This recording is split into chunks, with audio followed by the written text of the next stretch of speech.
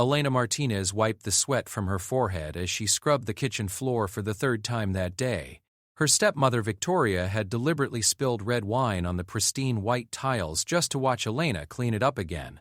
At 19 years old, Elena had spent the last 8 years of her life being treated like an unpaid servant in what was supposed to be her own home. Her father, Robert Martinez, had remarried when Elena was 11, bringing Victoria and her twin daughters, Sophia and Isabella, into their lives. What started as a promise of a loving blended family quickly turned into Elena's worst nightmare. After her father's sudden death in a car accident 2 years later, Victoria's true colors emerged like a storm cloud blocking out the sun. "Elena, the bathroom upstairs needs cleaning again," Victoria's sharp voice echoed through the house. "And make sure you use the good cleaning products this time. We have guests coming tomorrow." Elena sighed deeply, pushing her long, dark hair behind her ears. She had been up since 5 in the morning, preparing breakfast, washing clothes, and maintaining the large house that her father had left them. Her stepsisters, now 17, spent their days shopping, gossiping, and treating Elena like she was invisible unless they needed something from her. "Coming, Victoria," Elena called back, using every ounce of strength to keep her voice steady. She had learned long ago that showing any sign of rebellion only made things worse. As she climbed the wooden stairs, Elena remembered the days when this house felt like home. Her father would chase her through these same hallways, her laughter echoing off the walls. Her mother's paintings still hung in the attic, hidden away by Victoria, who claimed they were too depressing for the main living areas. The bathroom was already spotless, but Elena knew better than to argue. She gathered her cleaning supplies and began scrubbing the already clean surfaces, her mind wandering to the life she dreamed of having. Sometimes she imagined running away, finding a small apartment in the city and starting over. But she had no money, no education beyond high school, and nowhere to go. Her phone buzzed with a text message. Elena glanced around nervously before checking it. The message was from her best friend Maria, who had managed to escape their small town for college. "How are you holding up? I miss you so much. Remember, you're stronger than you think." Elena smiled for the first time that day. Maria was the only person who truly understood what Elena's life had become. They had been friends since childhood, and Maria had witnessed the gradual transformation of Elena's life from happy to miserable. "Elena, what's taking so long up there?" Sophia's voice drifted upstairs. "Isabella and I need you to iron our dresses for tonight's party." Elena's heart sank. She had been looking forward to watching a movie alone in her small bedroom after finishing her chores. Her bedroom was actually the converted storage room in the basement, while her stepsisters each had their own spacious rooms upstairs with walk-in closets and private bathrooms. "I'll be right down," Elena replied, quickly finishing the bathroom and heading to the laundry room where an endless pile of clothes waited for her attention. As she set up the ironing board, Isabella appeared in the doorway examining her perfectly manicured nails. Isabella had always been the crueler of the two sisters, taking particular pleasure in making Elena's life difficult. "Make sure you don't burn my dress like you did last time," Isabella said with a smirk. "This one cost more than you'll make in a year." Elena wanted to remind Isabella that she didn't make any money at all, since she worked for free, but she bit her tongue instead. The last time she had spoken back to Isabella, Victoria had taken away her phone for 2 weeks and made her sleep on the kitchen floor. "I'll be very careful," Elena said quietly, focusing on the delicate fabric of Isabella's expensive dress. "You know, Elena," Isabella continued, leaning against the doorframe, "sometimes I wonder what would have happened if your father had never married my mother. You'd probably be living in some tiny apartment working at a fast food restaurant." The word stung because Elena often wondered the same thing. Would she have been better off struggling on her own rather than being trapped in this beautiful house where she was treated worse than a stranger? "At least then I'd be free," Elena thought to herself. But she simply nodded and continued ironing. Sophia appeared next to her sister, holding up 2 different pairs of shoes. "Which ones should I wear tonight? The red ones or the black ones? They'll match your lipstick." The sisters began discussing their plans for the evening, while Elena worked silently beside them. They talked about boys they liked, parties they wanted to attend, and colleges they were considering. Elena listened to their conversations about freedom and choices, things that felt as foreign to her as life on another planet. "Oh, Elena," Sophia said suddenly, as if just remembering she was there. "Mother wants you to prepare dinner for 12 people tomorrow night. She's having her book club over and she wants everything to be perfect." Cooking for 12 people meant hours of preparation, shopping and cleaning up afterward. "What time should I have everything ready?" G0. "And make sure you stay in the kitchen during the party. Mother doesn't want you embarrassing us in front of her friends." Elena nodded, finishing the last dress and hanging it carefully on a hanger. "Is there anything else you need?" The sisters looked at each other and laughed. "Ooh. Not right now, but I'm sure we'll think of something," Sophia said, taking her dress and heading upstairs. Elena stood alone in the laundry room, surrounded by baskets of clothes that needed to be washed, dried, and folded. She looked out the small window that provided her only view of the outside world from this basement level. The sun was setting, painting the sky in shades of orange and pink that reminded her of her mother's paintings. Her mother had been an artist, full of life and creativity. She had taught Elena to see beauty in simple things and to believe that every person had something special to offer the world. Elena wondered what her mother would think of the person she had become: quiet, invisible, afraid to speak up for herself. As she started another load of laundry, Elena made a silent promise to her mother's memory. "Someday," she whispered to herself, "someday I'll find a way out of here. I'll find a way to be the person you raised me to be." That night, as Elena finally made her way to her small bedroom in the basement, she found Victoria waiting for her at the bottom of the stairs. Victoria's perfectly styled blonde hair and designer clothes made her look like she belonged in a magazine, but her cold blue eyes held no warmth or kindness. "Elena, I need to discuss something important with you," Victoria said, her voice taking on a tone that Elena had learned to fear. "What is it?" Elena asked, her heart beginning to race. "I've been thinking about your future," Victoria continued. "You're 19 now, and it's time you started contributing more to this household. I've arranged for you to take on additional work with Mrs. Henderson down the street. You'll clean her house 3 days a week, and she'll pay me directly for your services." Elena felt like the air had been sucked out of her lungs. "But I already work here every day. When would I have time to—" "You'll make time," Victoria interrupted sharply.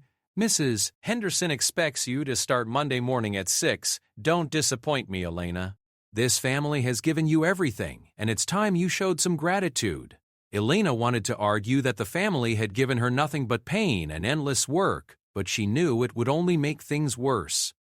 "I understand," she said quietly. "Good. Now get some sleep. You have a long day ahead of you tomorrow with the dinner party preparations." As Victoria climbed the stairs back to her comfortable bedroom, Elena stood alone in the cold basement hallway.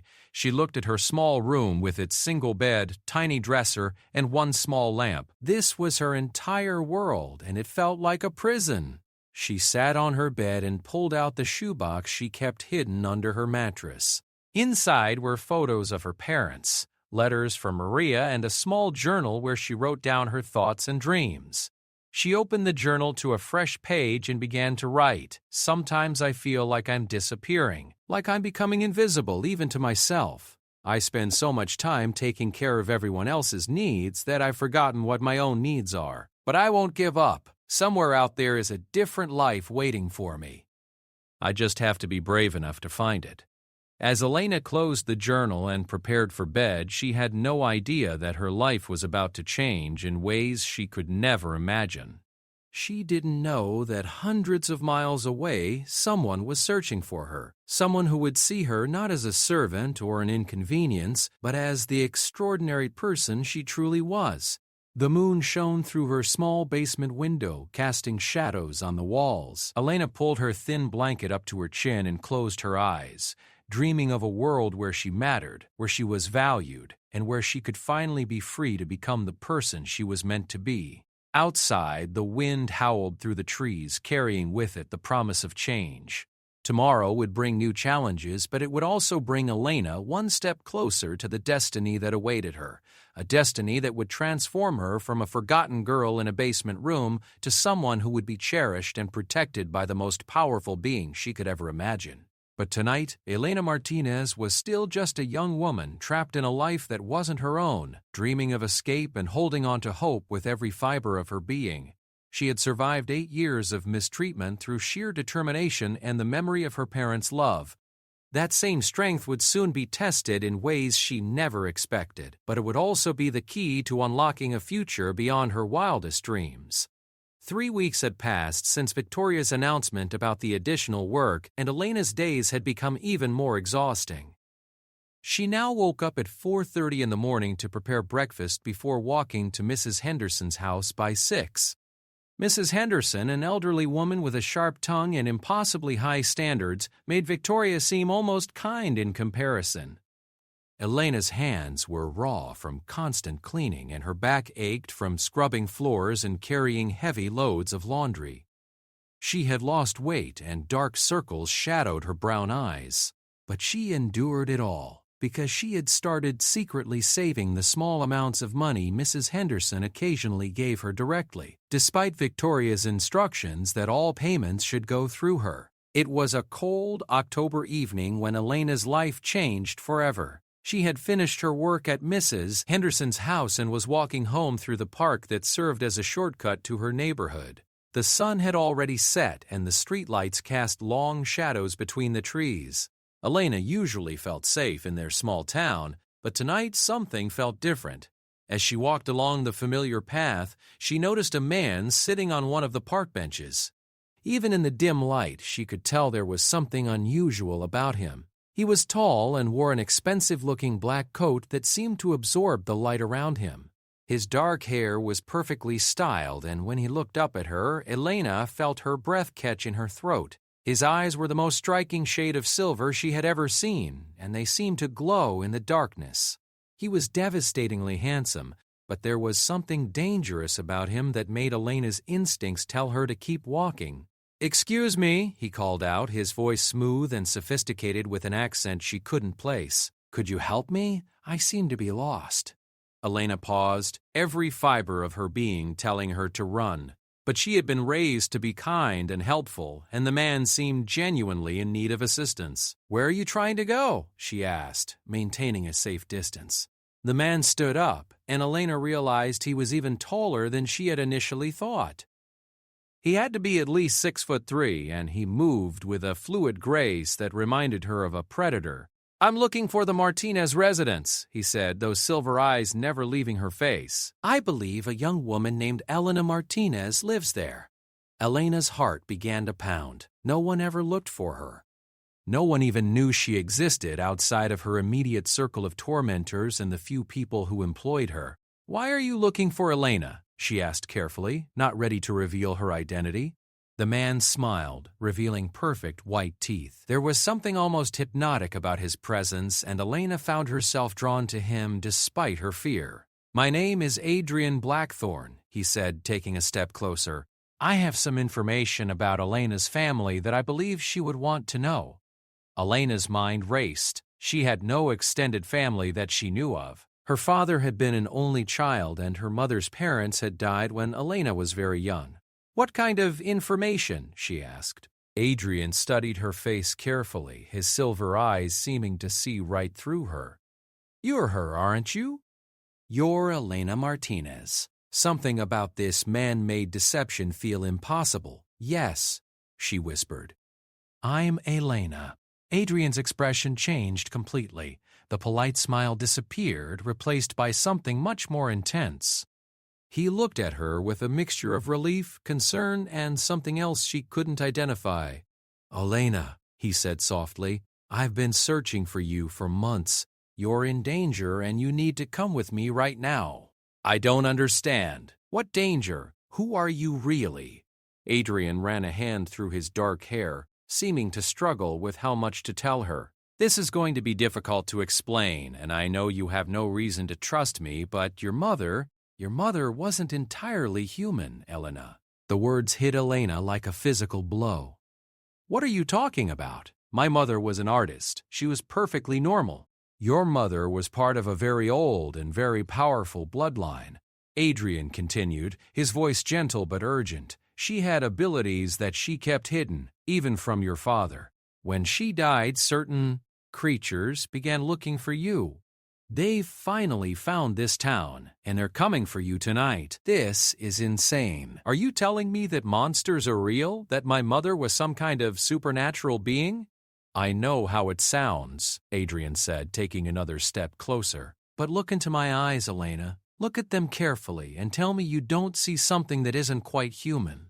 Against her better judgment, Elena looked directly into Adrian's silver eyes. As she stared at them, she noticed they weren't just silver. They seemed to have their own light source, glowing softly in the darkness. And there was something ancient in them, something that spoke of centuries rather than decades. What are you? She whispered. I'm a vampire, Adrian said simply. And I'm here to protect you. Elena's world tilted on its axis. Everything she thought she knew about reality came crashing down around her. Vampires were supposed to be fictional. Creatures from movies and books, not impossibly handsome men standing in parks offering to save her life. This can't be real, she said, backing away further. Adrian's expression became urgent. Elena, we don't have time for this. They're close. I can sense them. You need to trust me right now, or you're going to die tonight. As if summoned by his words, a howl echoed through the darkness. It was unlike anything Elena had ever heard. Part wolf, part something much more sinister, the sound seemed to come from everywhere at once, and it made her blood run cold. What was that? She asked, her voice barely a whisper. Werewolves, Adrian said grimly. They work for someone who wants to use your bloodline for very dark purposes. We need to go. Now, Elena stood frozen, unable to process everything that was happening. This morning, she had been worried about whether she had enough cleaning supplies for Mrs. Henderson's kitchen. Gaia. Now she was being told that her mother had been supernatural, that werewolves were hunting her, and that a vampire wanted to save her. The howl came again, closer this time, and Elena could hear the sound of heavy footsteps crashing through the underbrush. Elena! Adrian's voice was sharp with command. Look at me. I know this is overwhelming, but you have two choices right now. Come with me and live, or stay here and die. What's it going to be? Elena looked into Adrian's glowing silver eyes and made a decision that would change her life forever. I'll come with you. Adrian moved faster than humanly possible, reaching her side in the blink of an eye. He wrapped his arms around her, and Elena felt a strange sensation, like the world was shifting around her. When the feeling stopped, they were no longer in the park. They stood in what appeared to be the entrance hall of a massive mansion. The ceiling soared above them, supported by marble columns, and a grand staircase curved upward to the second floor. Everything was decorated in rich blacks and deep purples, with touches of silver that seemed to glow in the soft lighting. Where are we? Elena asked, her voice echoing in the vast space. My home, Adrian replied. You're safe here. Nothing can harm you within these walls. Elena turned in a slow circle, taking in the impossible luxury that surrounded her. The house made Victoria's place look like a modest cottage in comparison. How did we get here so fast? Vampire transportation, Adrian said with a slight smile. It's one of the perks. A woman appeared from one of the side corridors, moving with the same fluid grace as Adrian. She was tall and elegant, with long silver hair and the same glowing eyes. She wore a black dress that looked like it cost more than most people's cars. Adrian, she said, her voice carrying a slight accent, you found her. Elena, Adrian said, this is Lydia, my second in command and oldest friend. Lydia, this is Elena Martinez.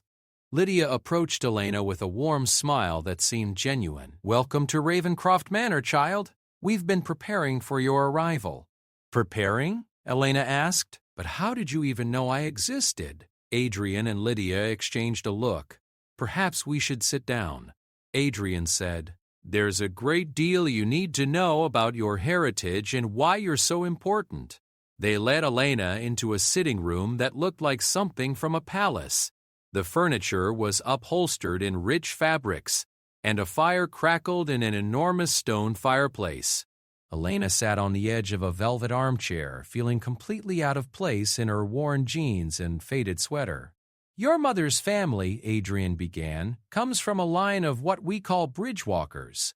They have the ability to move between different supernatural realms and serve as mediators between various supernatural species.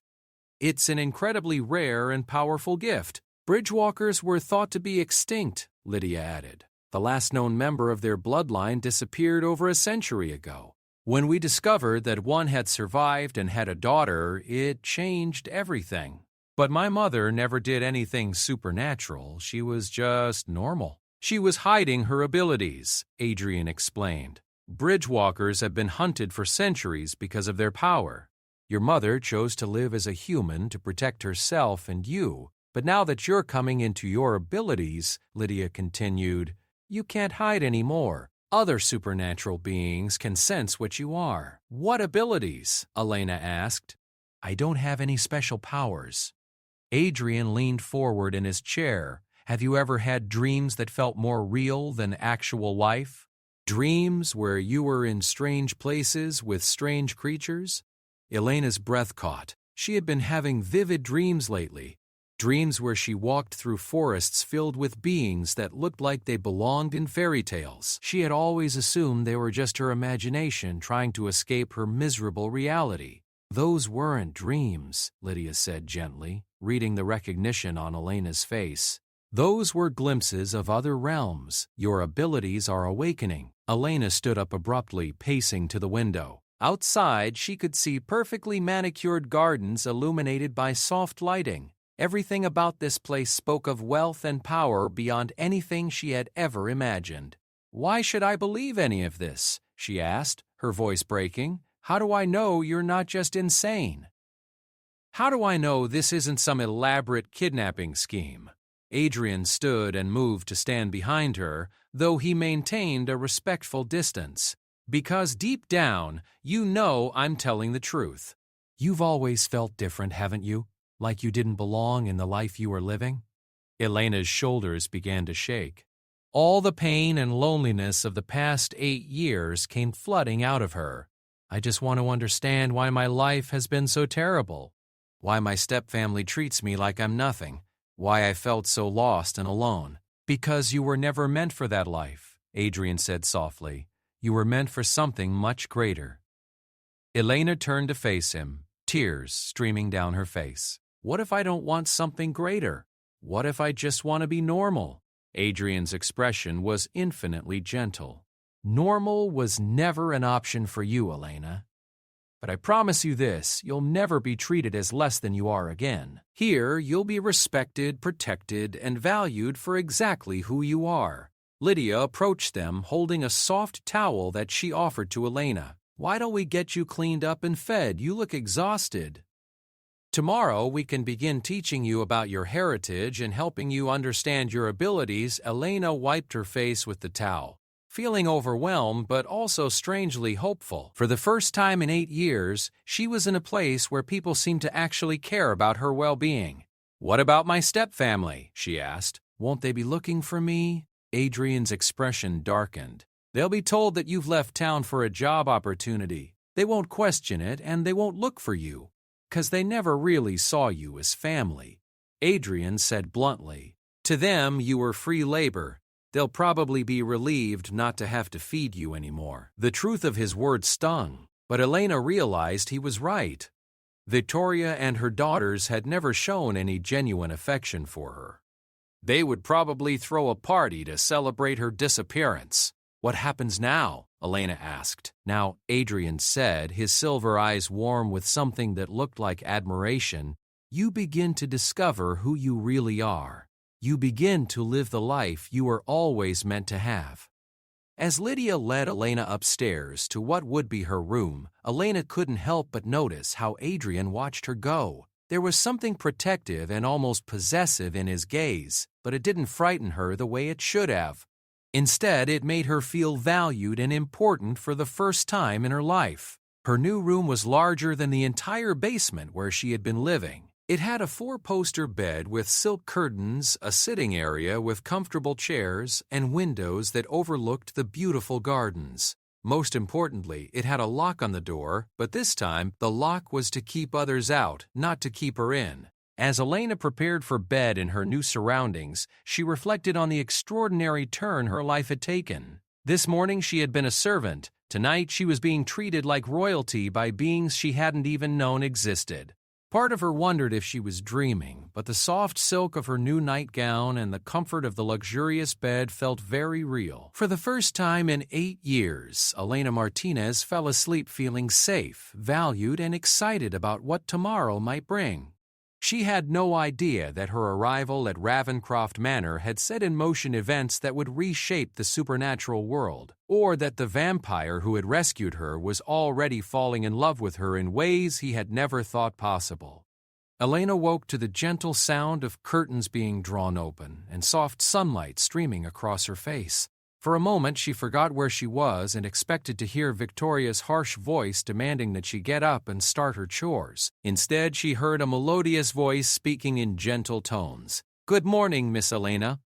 I hope you slept well." Elena sat up in the impossibly comfortable bed and saw a young woman about her age standing near the window. She had short auburn hair and kind green eyes, and she wore what appeared to be a uniform, though it was far more elegant than any servant's outfit Elena had ever seen. "I'm Sarah," the woman continued with a warm smile. "I'm here to assist you with whatever you need. Master Adrian asked me to help you get ready for breakfast and to answer any questions you might have." Elena rubbed her eyes, still trying to adjust to her new reality. "Master Adrian?" Sarah nodded. "Adrian Blackthorn is the vampire king of this region. He rules over all supernatural beings within a 500-mile radius. You're staying in his personal residence, which makes you a very special guest indeed." Elena's eyes widened. "King? Adrian is a king?" "Oh, yes," Sarah said, moving to a large wardrobe that Elena hadn't noticed the night before. "He's one of the most powerful vampires in North America. Very few people are ever invited to stay at Ravencroft Manor."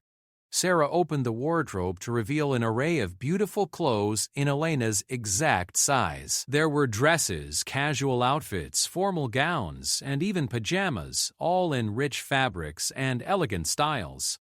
"How did these get here?" Elena asked, touching the soft material of a midnight blue dress. "Master Adrian had them delivered during the night," Sarah explained. "He estimated your measurements and had his personal stylist select items he thought would suit you.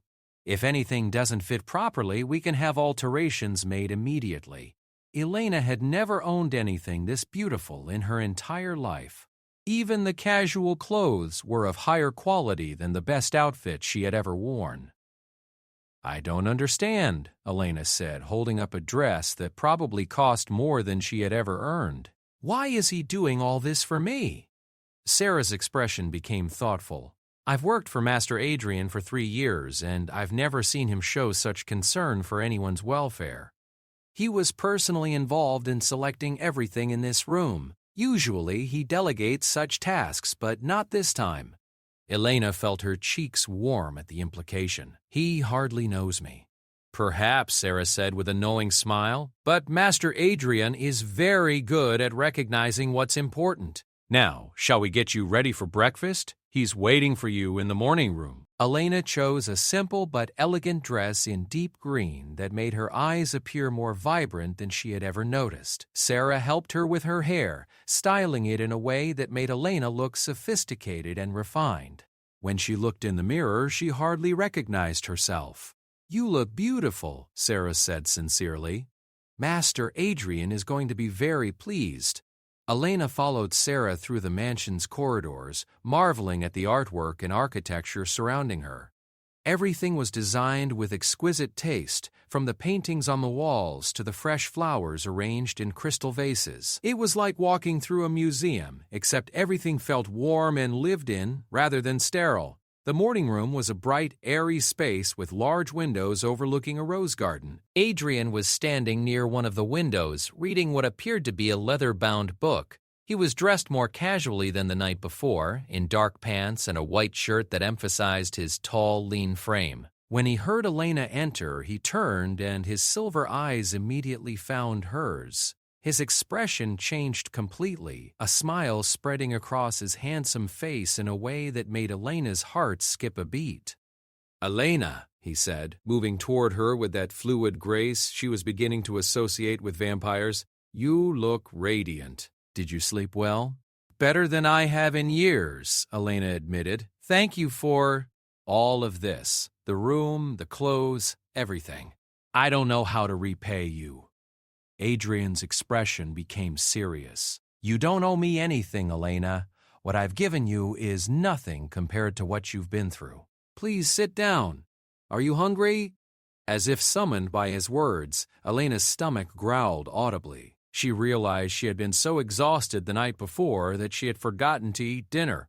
Adrian chuckled softly. "I'll take that as a yes. Sarah, could you ask Marcus to bring breakfast for Elena? Something hearty. She looks like she hasn't been eating enough." Elena sat at the small table that had been set for two. The china was delicate and beautiful, and the silverware looked like it belonged in a palace. Fresh fruit, pastries, and flowers decorated the table in an arrangement that was almost too pretty to disturb. "Adrian," Elena said carefully, "Sarah told me that you're a king. Is that true?" Adrian took the seat across from her, his expression becoming more formal. "Yes, though it's not a title I particularly enjoy. I inherited the position when my maker was killed 50 years ago. It comes with certain responsibilities and obligations that I sometimes find restrictive." "What kind of responsibilities?" "I'm responsible for maintaining peace between the different supernatural species in this region," Adrian explained. "I settle disputes, enforce supernatural beings and humans from those who would cause harm."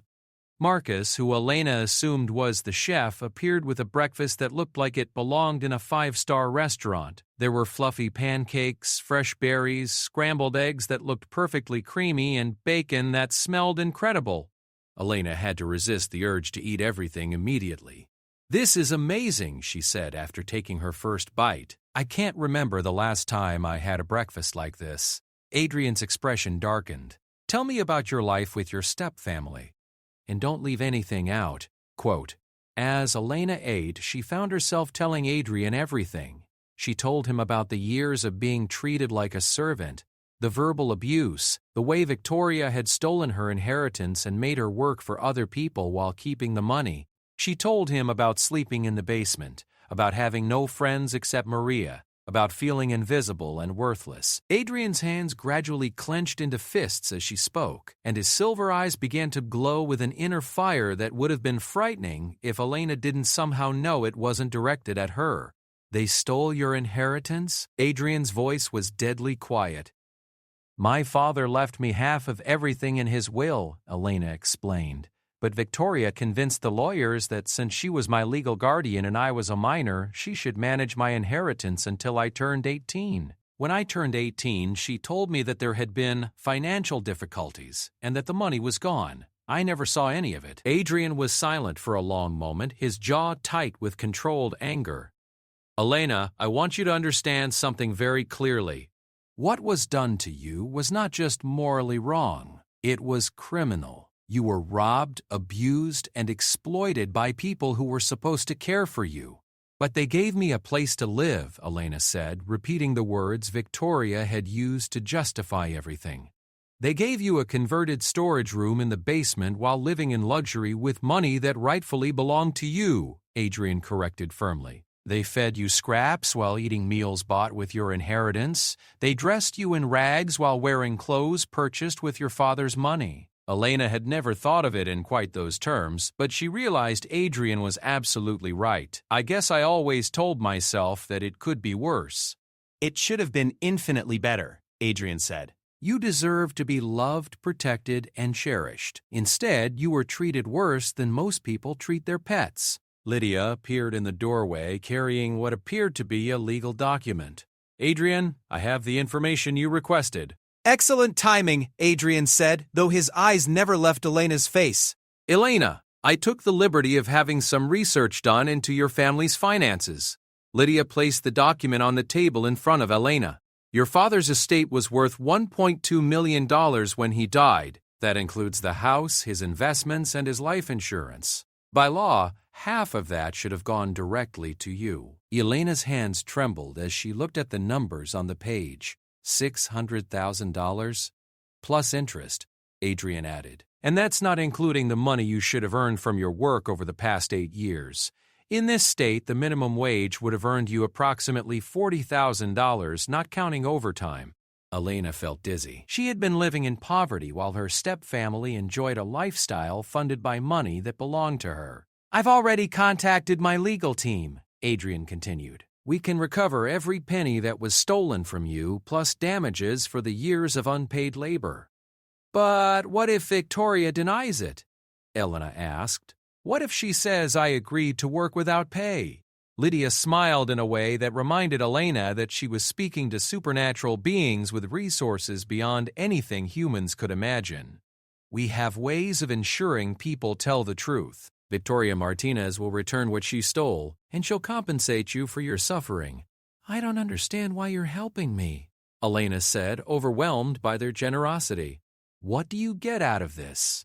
Adrian reached across the table and gently took her hand. His skin was surprisingly warm for a vampire, and his touch sent electricity up Elena's arm. Elena, in our world, protecting those who cannot protect themselves isn't just a moral obligation. It's a sacred duty. But beyond that, he paused, his silver eyes intense. From the moment I saw you last night, I knew you were special, not just because of your bloodline, but because of who you are. I'm nobody special. I'm just a girl who spent years scrubbing floors and doing laundry. You're wrong, Adrian said firmly. You're a young woman who endured years of abuse without becoming bitter or cruel. You maintained your kindness and your hope despite being treated terribly. You're brave enough to trust strangers when your safety was at stake. That makes you extraordinary. Elena looked down at their joined hands, feeling emotion she had never experienced before. No one had ever spoken to her the way Adrian did, like she was valuable and important. There's something else, Adrian said gently. I need to be honest with you about my feelings. I know we've just met, but what I feel for you, it's unlike anything I've experienced in 300 years of existence. 300 years? Adrian smiled. I was turned in 1726. I've had plenty of time to understand my own heart, and I know when something is real. What I feel for you is real, Elena. But you hardly know me, Elena protested, though her heart was racing at his words. I know that you're brave, kind, and resilient, Adrian said. I know that you've suffered more than anyone should, and yet you haven't let it destroy your capacity for trust. I know that when you smile, which you haven't done nearly enough, it lights up your entire face. And I know that I want to spend whatever time you'll give me proving to you that you deserve to be treasured. Elena felt tears pricking her eyes, but for the first time in years they were tears of joy rather than sadness. I don't know how to be treasured. I only know how to serve. Then let me teach you, Adrian said softly. Let me show you what it feels like to be cherished, protected, and adored. You don't have to make any decisions about the future right now. Just, let me take care of you the way you should have been taken care of all along. Elena looked around the beautiful room, at Lydia, who was smiling at her with genuine warmth, at the man who had saved her life and was offering her something she had never dared to dream of. For the first time since her father died, she felt like she might actually have a future worth living. Okay, she whispered. I'd like that. Adrian's smile was brilliant. Then, welcome to your new life, Elena Martinez. And I promise you, no one will ever treat you as less than the queen you were born to be. As the days turned into weeks, Elena began to understand what Adrian meant. She was given tutors to help her learn about supernatural history and her own abilities. She discovered that she could indeed walk between realms, and that her power was growing stronger every day. More importantly, she learned what it felt like to be valued and respected. Adrian kept his promise in every possible way. He made sure she had everything she needed, but more than that, he made sure she felt appreciated for who she was. He asked for her opinions, listened when she spoke, and made her feel like her thoughts and feelings mattered. Elena's confidence grew along with her powers. She began to stand straighter, speak more clearly, and smile more often.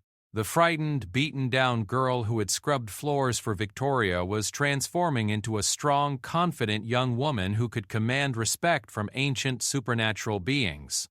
6 months after her rescue, Elena received a visitor. Victoria Martinez arrived at Ravencroft Manor to return Elena's inheritance, but she came as a suppliant rather than the arrogant woman Elena remembered. Adrian's legal team had been very thorough, and Victoria had quickly discovered that fighting supernatural beings was a losing proposition. Elena hardly recognized her former stepmother. Victoria looked older, more haggard, and she kept her eyes downcast when she spoke to Elena. "I've brought the check for your inheritance," Victoria said, holding out an envelope with shaking hands. "Plus the additional compensation your representatives requested." Elena, dressed in a beautiful gown that cost more than Victoria's car, accepted the envelope with calm dignity. She felt no anger toward Victoria, only pity for a woman who had been so threatened by a young girl that she had felt the need to destroy her spirit. "Thank you," Elena said simply. "I hope you and your daughters are well." Victoria looked up, surprised by Elena's grace. I want you to know that I'm sorry. I was wrong to treat you the way I did. I accept your apology, and I forgive you." As Victoria left, Adrian came to stand beside Elena. "How does it feel?" he asked. "Like closing a book I never want to read again," Elena replied. "But I'm grateful for what I learned from it. If I hadn't gone through all of that, I might not have appreciated what I have now." Adrian wrapped his arms around her from behind, and Elena leaned back against his chest. Over the months, their relationship had deepened into something beautiful and profound. Adrian had been patient, allowing Elena to heal and grow before pursuing anything romantic. But now Elena was ready to embrace the love that had been growing between them. "I love you," she said, speaking the words aloud for the first time. "And I love you," Adrian replied, pressing a kiss to the top of her head. "My queen, my heart, my everything." Elena turned in his arms to face him. "What happens now?" "Now," Adrian said, his silver eyes glowing with love and promise, "we build the life we both deserve, together." As Elena looked into the face of the vampire king who had saved her, loved her, and shown her what it meant to be truly valued, she realized that her fairy tale wasn't ending. It was just beginning. She had gone from being treated like a servant to being cherished like royalty, and she knew that with Adrian by her side, she would never again have to settle for anything less than the love and respect she deserved. The girl who had once scrubbed floors in a basement had become a queen in her own right, ruling not through fear or manipulation, but through the quiet strength that had carried her through her darkest days and into a future brighter than anything she had ever imagined possible.